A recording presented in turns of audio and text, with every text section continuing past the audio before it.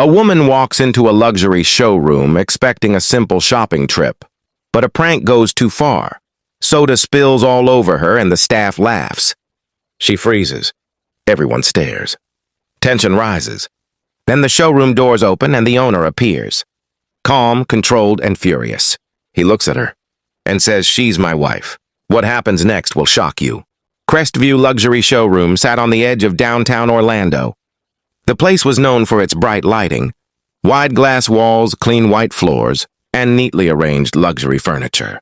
Every morning, the staff wiped the counters, adjusted display pillows, tested the lights, and prepared for customers who walked in expecting a high-end shopping experience. Aisha Carter stepped inside at 10 a.m. sharp. She was a calm, soft-spoken black woman in her mid-30s. She wore a simple white top with a denim jacket and carried a small notepad with living room measurements written on it. She had planned this visit for a week. She wanted a new sofa set and maybe a coffee table if the price was right. She took a slow breath and looked around the showroom. Soft jazz music played in the background. Everything looked peaceful. But on the left side of the showroom, 3 employees were already whispering and laughing. Travis, tall and loud, loved pulling stupid pranks. Megan, always bored, copied whatever Travis suggested. And Josh joined them because he enjoyed the attention. The 3 of them had a bad habit. They looked for vulnerable customers, someone who seemed quiet, someone who would not fight back, someone who would just take the embarrassment. When Aisha walked in, Travis nudged Josh with his elbow. "There, new customer. Easy target." Josh smirked. "Boss isn't here. Want to have some fun?" Megan grabbed a plastic cup filled with soda from the side counter. "We can do the spill trick. It's quick." Their plan was simple. Megan would pretend to trip near Aisha and throw the soda on her clothes. Then they would do an exaggerated apology and laugh behind her back. It was childish. It was disrespectful. But they had done it many times before. Aisha had no idea what was happening behind her. She stood near a modern wooden coffee table, checking the price tag and comparing it to her notes. She smiled a little. The table looked perfect for her living room. She felt comfortable, safe, unbothered. She didn't know that in a few seconds, the showroom that was supposed to treat customers with respect was about to turn into a place of humiliation. Aisha walked toward a display section that had a cream-colored sofa with matching cushions. She gently pressed one of the cushions with her hand and nodded to herself. She liked the firmness. She checked the price tag and whispered the number under her breath, so she could write it down later. Meanwhile, Travis whispered instructions to Megan. "Walk behind her. Pretend you tripped. Make it look like an accident." Megan adjusted her hair and grinned. She tightened the lid of the soda cup just enough so it would splash out but not fall completely. She stepped forward with a fake limp, pretending to carry something important. Josh was watching from behind a shelf, holding his phone halfway out of his pocket as if he might record the reaction. He loved seeing people get embarrassed. It made him feel powerful. Aisha turned slightly. She took 2 quiet steps toward the dining set section. She was unaware that Megan was now walking directly toward her with fake urgency. The cup tilted at a dangerous angle. Megan pretended her foot slipped. She forced out a loud gasp. And then she flicked the soda cup forward with her wrist. Cold soda splashed across the front of Aisha's white shirt and dripped down her jacket. Some drops landed on her jeans. The sound was loud enough that 2 nearby customers turned around. Aisha froze. Her hands instinctively came up, not knowing what to do. For a second, she didn't speak. The shock held her still. She blinked and looked down at the sticky liquid seeping into the fabric. Megan made her fake apology. "Oh my God, I am so sorry. I totally tripped. I swear it was an accident." But the smirk she tried to hide made it obvious. Travis and Josh were already snickering behind the shelves. Aisha took a small breath. "It's all right. You should be careful," she said softly. Her voice was calm, but her eyes showed hurt. Megan shrugged lightly as if it was no big deal. "Yeah, things happen." She didn't even offer a towel. Aisha used a tissue from her bag to dab her shirt. Her hand shook a little. She wasn't weak. She wasn't naive. She was just blindsided. She came here for one simple purpose, to look for furniture peacefully. Aisha stepped away from Megan, trying to regain her composure, but she could hear Travis laughing quietly. "Did you see her face?" "Priceless," he whispered. Josh chuckled. She looked like she wanted to disappear. Aisha pretended she couldn't hear them, but she did, every word. And for the first time since entering the showroom, she wanted to leave. She wanted to walk out and never come back. She wanted to avoid another scene. But she had waited a long time to shop here. She had saved for months, and she refused to let humiliation ruin her day. She took a slow breath and walked toward the other section of the store. But the staff wasn't done. Not yet. Aisha kept walking, but the sticky feeling on her shirt was getting worse. She wanted to find a restroom to clean up. So she approached a nearby staff member at the counter. His name tag read Owen. "Excuse me," Aisha said kindly. "Is there a restroom I can use? I spilled something on myself." Owen pointed left without looking up from his screen. "Down that hall. First door." His tone wasn't rude, just distracted. Owen wasn't part of the prank group, and he didn't know what happened. Aisha nodded and walked toward the hallway. But before she reached it, Travis stepped in front of her with a fake, polite smile.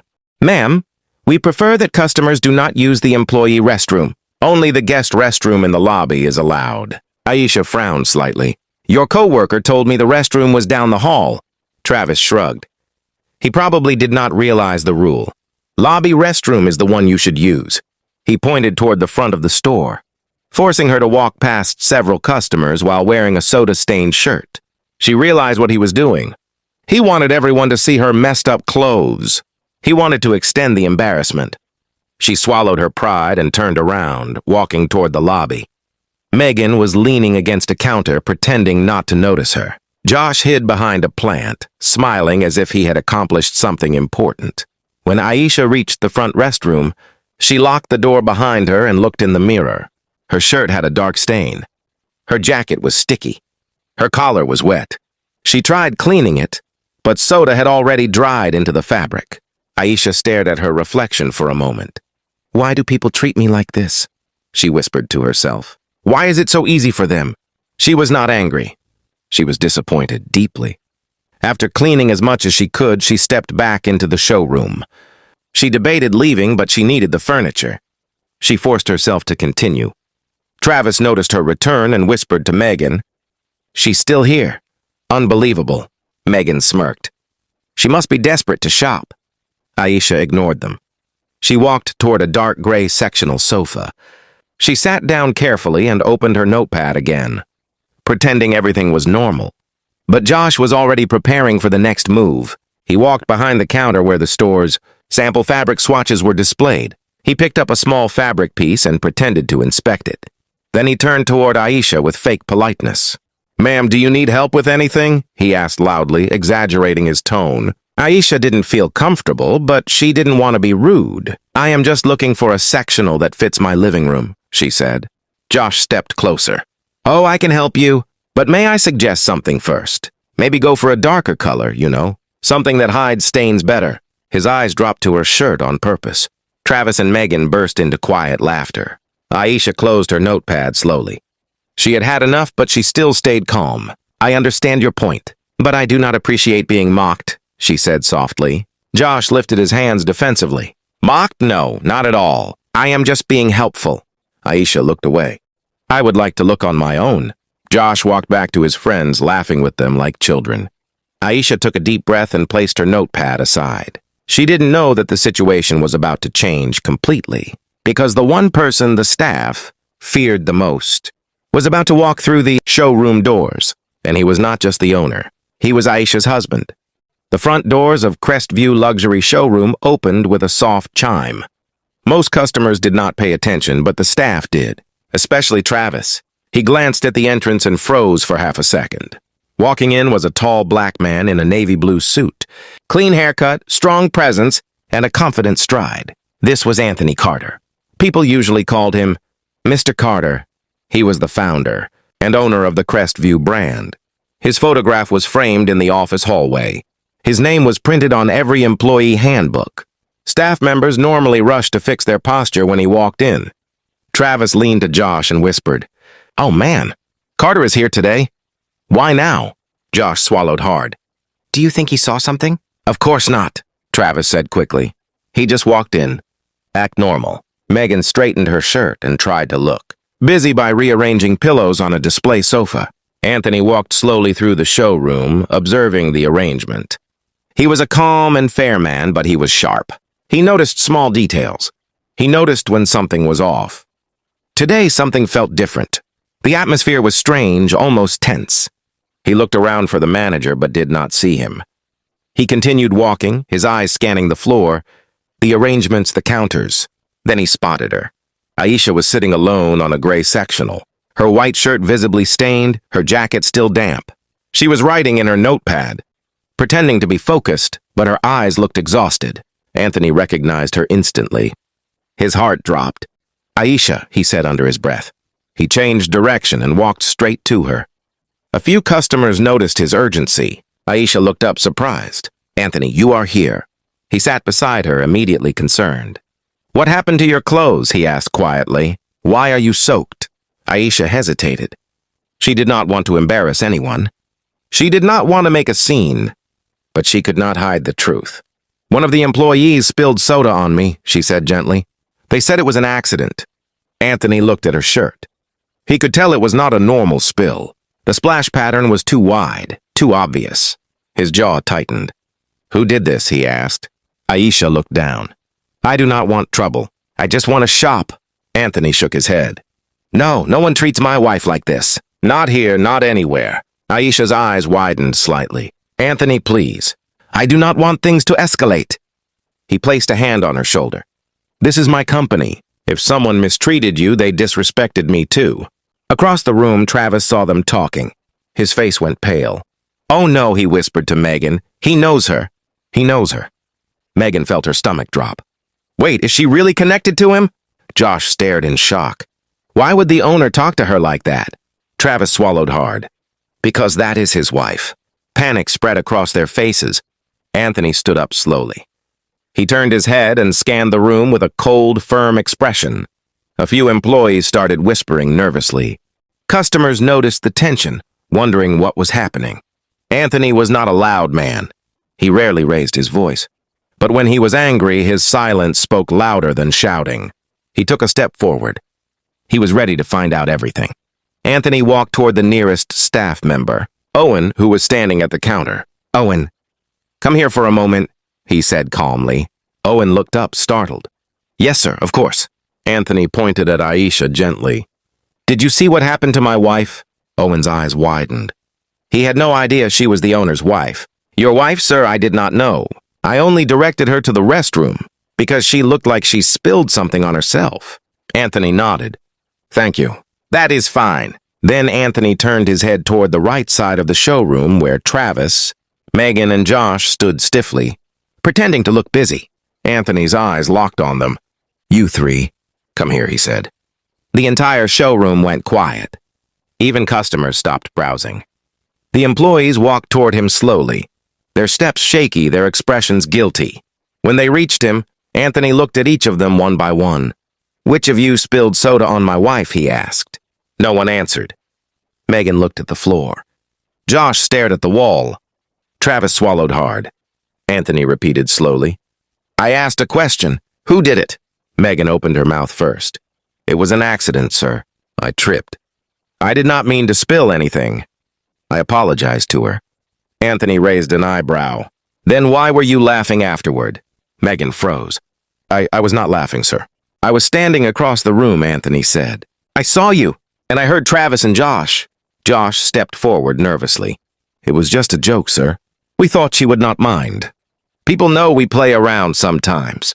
Anthony looked at him with disbelief. "You thought it was a joke to throw soda on a customer, to humiliate a woman in public. And you thought it would be funny because she looked quiet, because she would not fight back." Josh had no answer. Travis tried to step in. "Sir, it was not meant to be disrespectful. We do this with other customers too." That made it worse. Anthony took a long breath, controlling his anger. "So you admit you mistreat customers regularly?" Travis froze. I mean, not like that. We just do small pranks." Anthony took one step closer, his voice low but firm. "This is a luxury showroom. Customers come here for respect, not for your childish pranks. And today you humiliated my wife right inside my own store." Every employee in the showroom felt the weight of those words. Customers pretended to browse, but they were listening closely. Aisha watched from the sofa, her heart beating fast. She never wanted a scene, but she could not deny the relief of seeing the truth finally exposed. Anthony looked at Travis, Megan, and Josh again. You all targeted her because she was alone, because she was a black woman, because you thought she would stay silent. Travis shook his head frantically. No, sir. Race had nothing to do with it. Anthony stared at him sharply. Then why her? Why did you choose her? Silence. None of them could answer. Anthony finally spoke. You three will wait in the office. I will decide what happens next. They hesitated. Now, Anthony said. The three staff members walked toward the office like defeated soldiers. Every step felt heavier than the last. Aisha watched them go. Part of her wanted to stand up and leave the store completely. Another part of her felt seen for the first time that day. Anthony walked back to her, calmer now. I am so sorry this happened to you, he said. You should have been treated with respect the moment you walked in. Aisha shook her head gently. You are not responsible for their behavior. Anthony sat beside her again. I am responsible for everything that happens under my company name. Aisha looked down at her stained shirt and sighed softly. But the day was not over, and the real consequences had not even started yet. The office door closed behind Travis, Megan, and Josh. The hallway outside went silent. They sat in 3 chairs against the wall inside the small office. None of them spoke. The air felt heavy. Sweat formed on Josh's forehead. Megan had her arms crossed tightly, biting her lip. Travis tapped his shoe nervously, his usual confidence gone. He knew Anthony Carter was not like other business owners.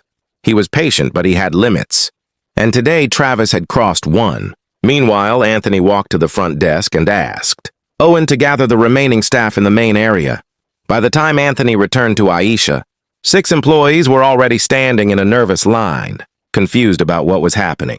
Aisha whispered to Anthony, Please do not make things too harsh. I do not want you to fire anyone because of me. Anthony looked at her calmly.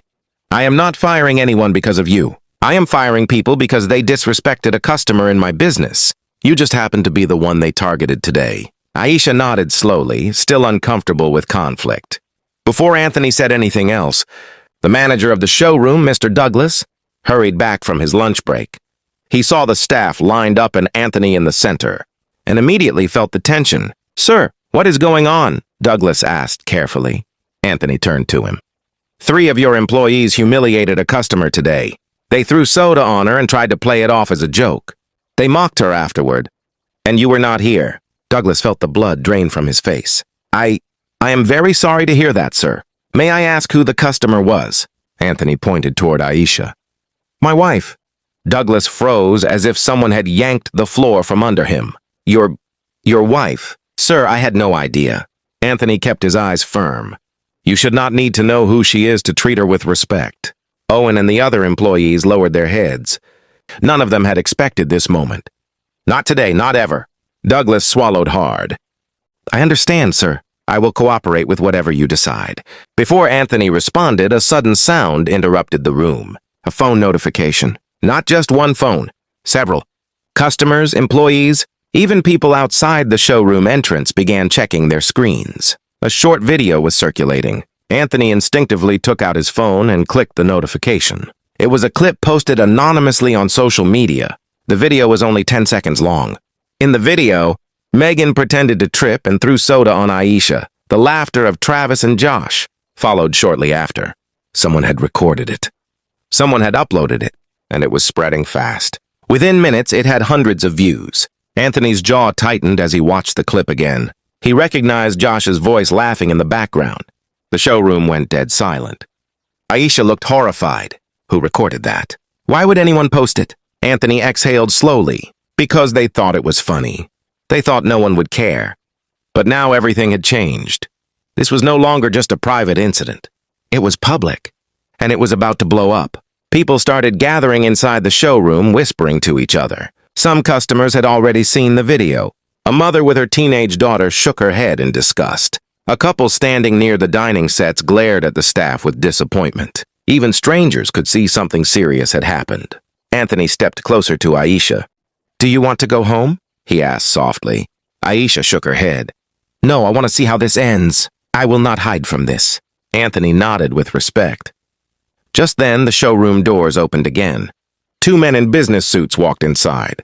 They seemed confused at the tension in the room. Douglas whispered nervously, "Sir, these are the representatives from the corporate partnership team.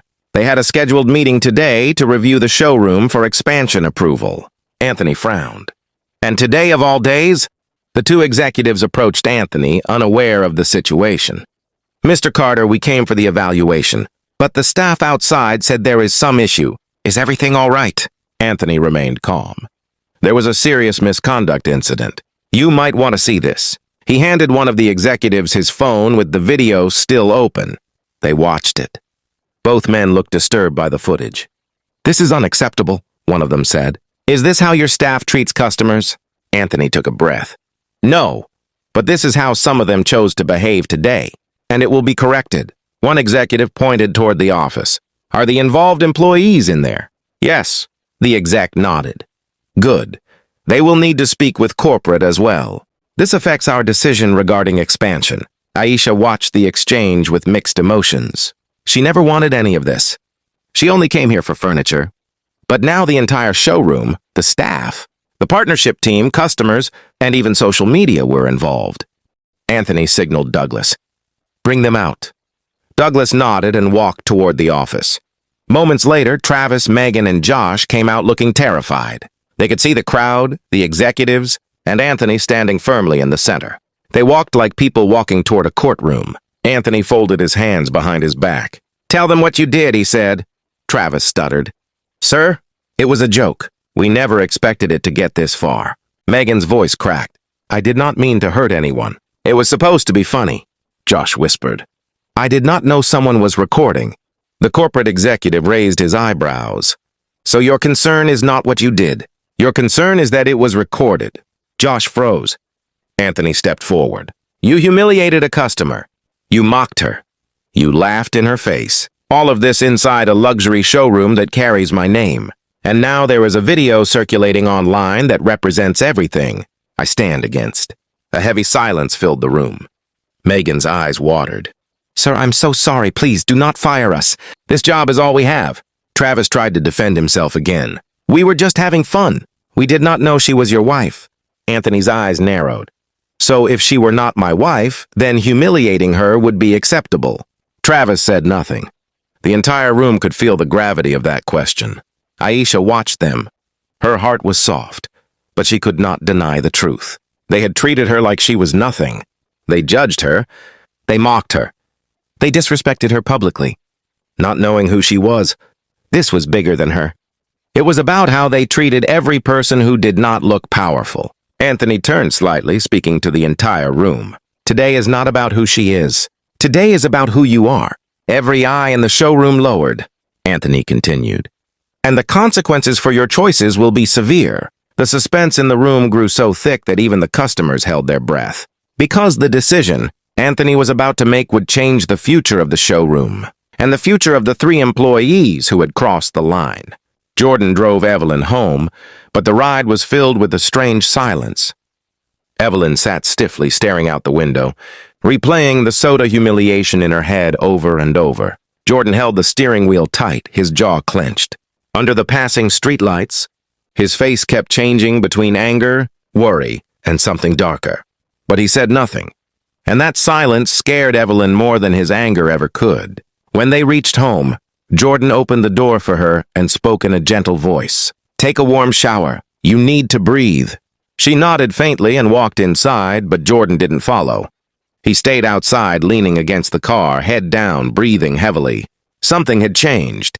He felt it. She felt it. Inside the house, Evelyn stood under warm running water, hands shaking.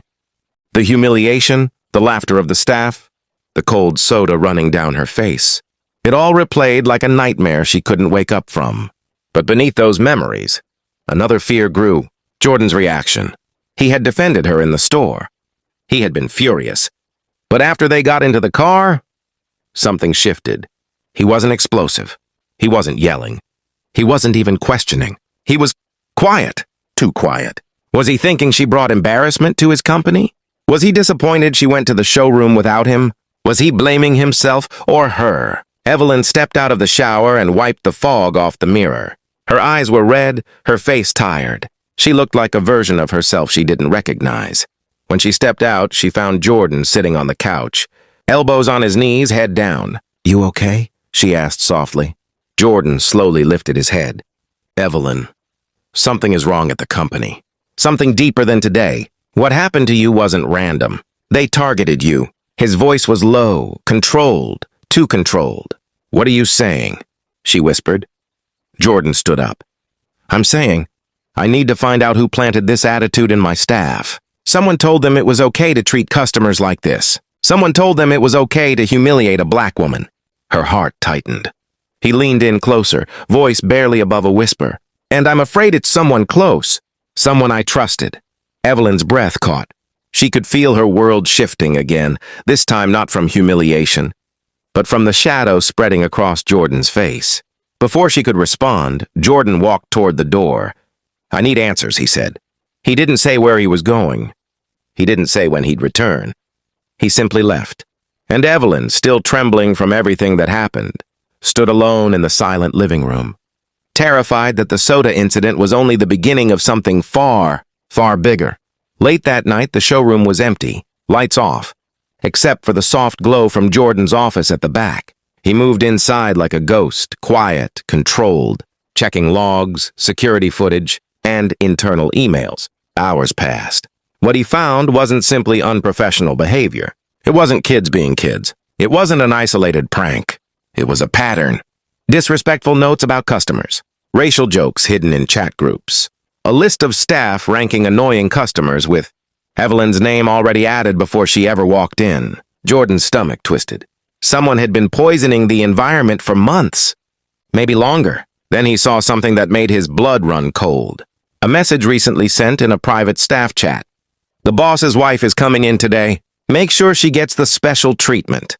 Let's see how much he values us." Jordan froze. This wasn't just a prank. This was intentional. This was sabotage. And the sender? Troy, the senior floor manager, the person Jordan trusted to run operations when he wasn't around. Jordan's fist tightened so hard his knuckles went white. Why would Troy do this? Was he jealous? Did he resent Evelyn? Or did he resent Jordan? Jordan clicked deeper and found his answer. In another hidden chat, Troy had been telling staff, "The owner only got this place because of his wife's money. I built this place, not him.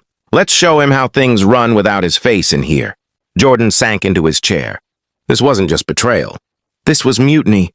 He took a long breath, wiped his face, and stared at the screen glowing in the darkness. Everything finally made sense. The disrespect, the arrogant attitudes, the carelessness, the growing complaints he thought were random. It was all orchestrated. And his wife, the woman who supported him through every struggle, had been humiliated to hurt him. Jordan stood. There was no rage, no shouting, only purpose. Tomorrow morning, everything would change. Morning sunlight spilled across the showroom floor.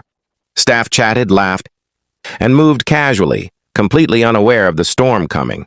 Evelyn didn't come with Jordan. She was still shaken, still quiet, still afraid of how all this would end. Jordan walked through the entrance with the cold calmness of a man who'd already made up his mind. Troy spotted him first. "Morning, boss," he said with a smirk. Jordan didn't respond. Instead, he walked straight to the center of the showroom and clapped his hands sharply. "Everyone here, now." The staff slowly gathered. Nervous glances.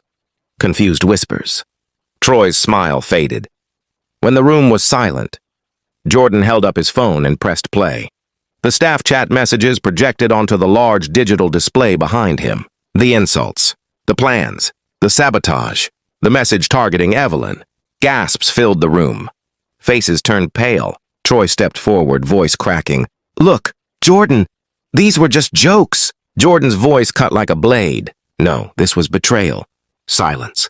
"You didn't just disrespect customers. You disrespected my wife. You disrespected this business. You disrespected me." His voice grew deeper. "And today, every person involved is done." A security team entered. 4 staff members, including Troy, were escorted out, stunned, speechless, and shaking. But Jordan wasn't done. He looked at the remaining employees, those who weren't part of the sabotage. "From today, we start over. New leadership, new rules, No tolerance for discrimination. No tolerance for cruelty. He paused. And if anyone has a problem with that, the door is right there. Nobody moved. Jordan turned, walked to his office, and closed the door. Inside, he sat down and finally allowed himself to breathe. Then he pulled out his phone and called the one person whose approval mattered most. "Evelyn," he said softly. "It's done." "They're gone. I fixed it." There was a long pause.